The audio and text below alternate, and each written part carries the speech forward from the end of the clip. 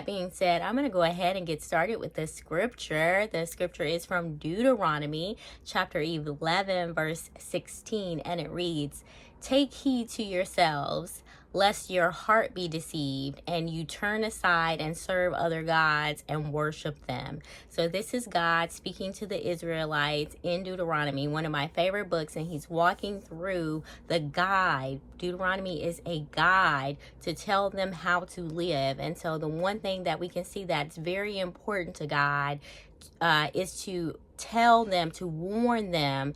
When he says take heed, that's a warning to tell them to stay on alert. Don't allow your heart to be deceived.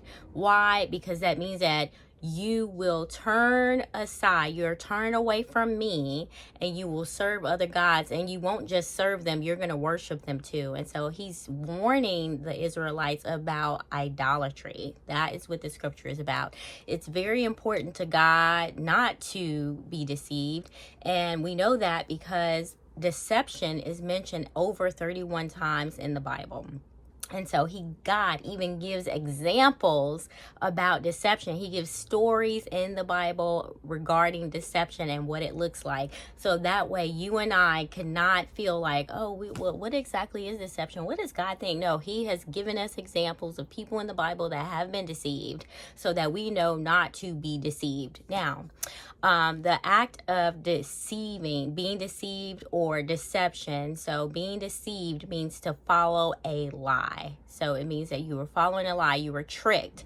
And some of you, honestly, the lies are in plain sight. The cheating is right in front of your face. It's right in front, right here. It's right here, cheating, right here, lying, right here, right up in here. And you're turning your head. You are turning your head, but I'm here to tell you that God tells you to take heed. Just because you turn your head doesn't mean that judgment won't come knocking at your door. It will, because this is the time of weighing hearts.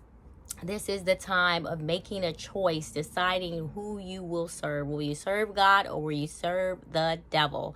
Okay, and so you can ask Adam, who paid greatly for Eve's deception. Okay, so Eve was the one that was tricked and lied to and deceived by the devil. But Adam had a consequence that he had to pay. There was judgment upon him because he too went the way of whatever Eve was doing. Okay, so it's important to God. I'm telling you, don't be deceived. Don't serve and worship liars in this time, because there are serious consequences and God is not going to dismiss your actions. All right, so